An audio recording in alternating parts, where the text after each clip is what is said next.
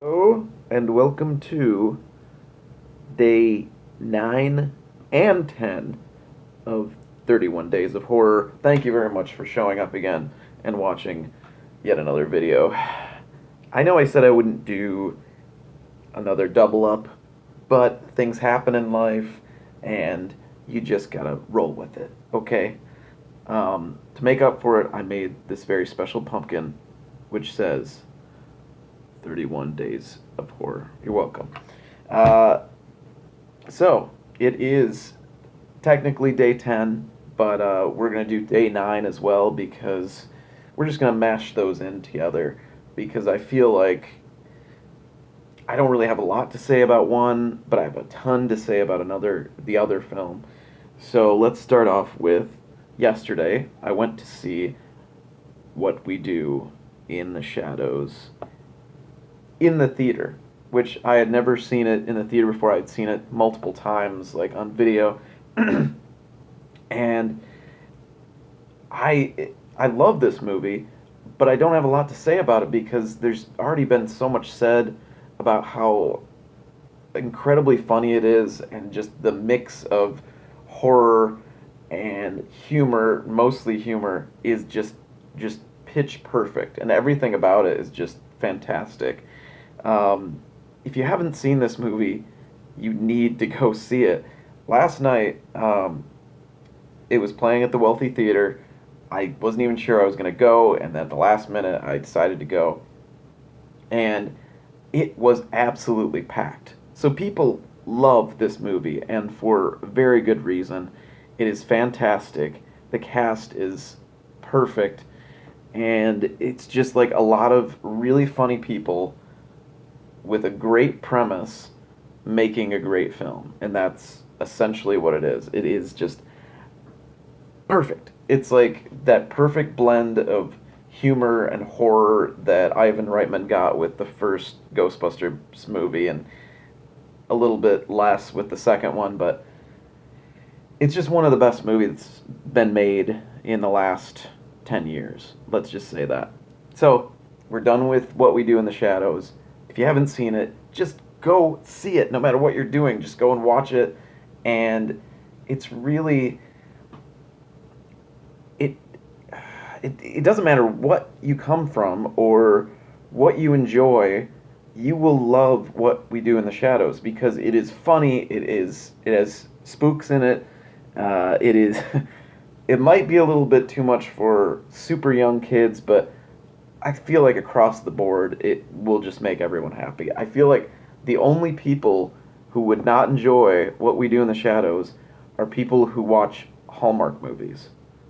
And I didn't realize how insane Hallmark movies are until I was watching the TV in the hotel room at Cinema Wasteland, and I caught, I believe it was like the end or maybe the last half hour of a Hallmark movie.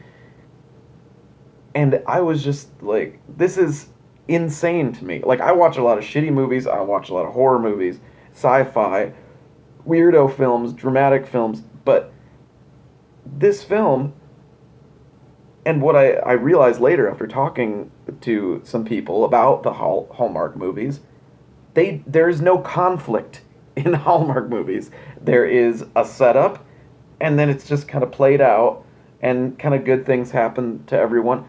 There is no conflict. Say what you want about Lifetime movies. There's always a conflict in those movies.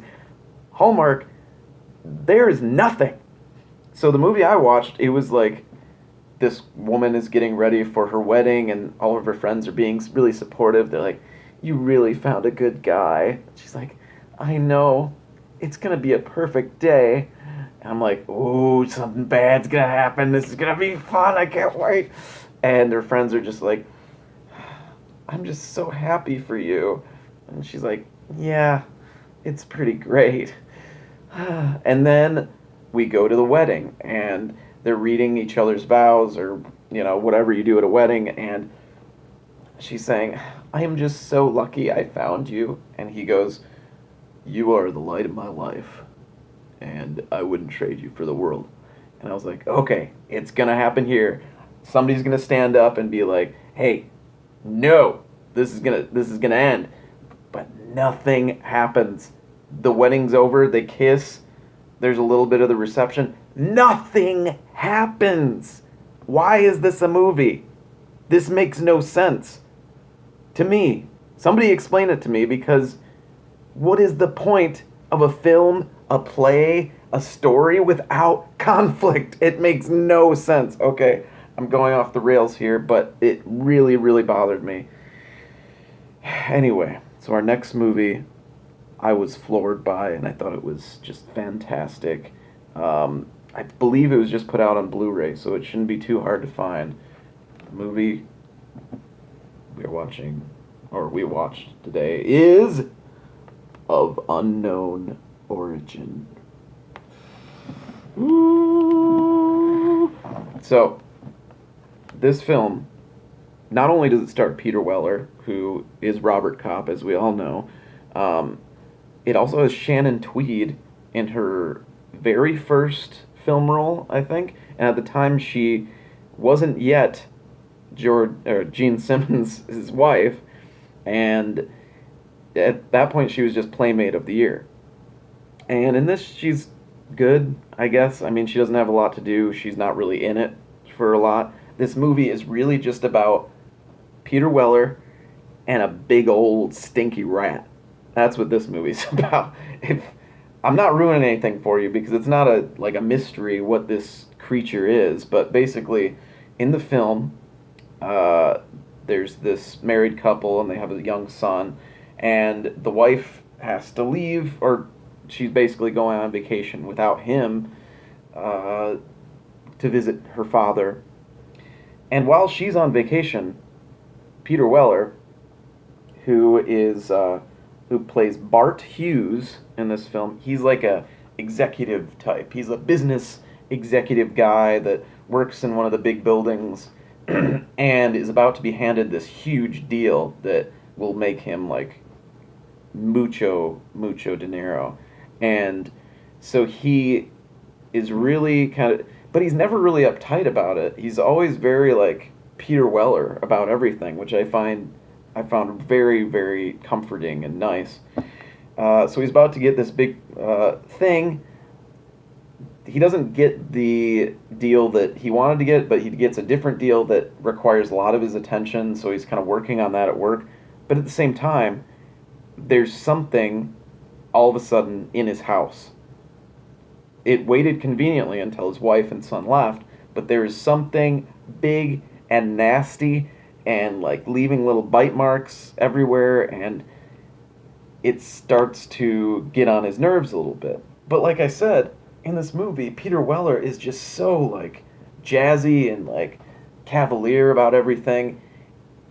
That's maybe the one kind of strange thing about this movie. I'm not saying it's a deficit. I'm not saying it's like a bad thing, but Peter Weller's the whole time he's just so like cool and jazzy, and yeah, he's riffing on everything in this movie. I'm like, how do you riff on a giant rat?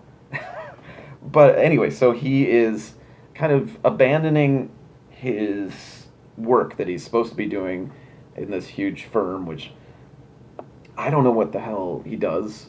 I mean, all of those scenes in the office and everything like that, it's just kind of like, oh, okay, all right, he's got conflict at work. Hallmark. Oh, anyway, so he's got all that crap going on at work, and this rat just keeps fucking with him and keeps like tearing into the electrical, causing problems in the house, and it just gets worse and worse. And he is getting a little crazier and a little bit on edge, but I mean, he never really reaches like levels. So, something I want to say about this movie: it was directed by George Cosmatos, who is the father of a very good up-and-coming director, Panos Cosmatos. And what's really weird about this movie, so Panos Cosmatos just made the film Mandy, which is like, to me, is a great movie. It's kind of like polarizing people. Some people say it's trash. I love trash. I thought it was just fantastic, psychedelic, revenge, wild craziness. This movie has some similarities to Mandy. It really does. So it's basically one man pushed to his limit, and at the very end, I'm not really ruining anything for you, but at the very end, Peter Weller like puts on a whole body suit and creates this bat. Like he like knocks nails into it. He breaks apart this really nasty like bear rat trap thing, and he adds that to the bat. And he's just like he's all suited up, and it reminded me of Nicolas Cage at at the halfway point of Mandy, where he's just like, I'm gonna go after these assholes, and I'm gonna kill every last one of them. That's how Peter Weller gets at the end of this movie. So maybe there's a little inspiration there. I don't know. I'm not sure. I was really pleased with it. The rat always looks real in this movie. There's never a point where you're like, oh, fake rat.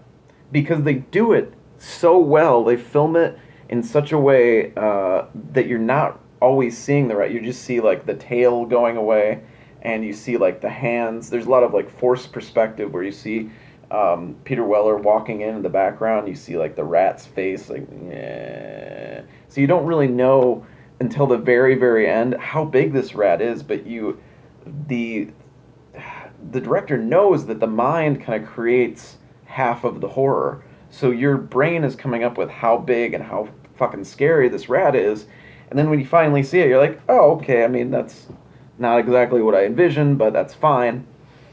Yeah, so it's basically the majority of the film, and the fun of the film is Peter Weller chasing down this rat, like trying to reason with it, doing all these things, getting poisons and huge traps, and he talks to a couple of to the maintenance guy at his place, and then a specialized rat catcher, and both of those guys are very funny, and they have very good points in the film. But it's all about Peter Weller in this movie, and he coasts in this film. If you watch this film, you are just going to coast along with him, just be like, oh, that's nice. That's not bad. So I guess that's the one kind of thing, is it doesn't get to the point of like nail-biting terror, all because Peter Weller is just kind of chill throughout the entire movie. And you know what? That's not such a bad thing. So there you have it. 31 days of horror, day 9 and 10. And yeah, I'm really digging this month so far. I hope you are too. I hope you're watching horror movies. Keep watching them. I'll see you tomorrow. All right?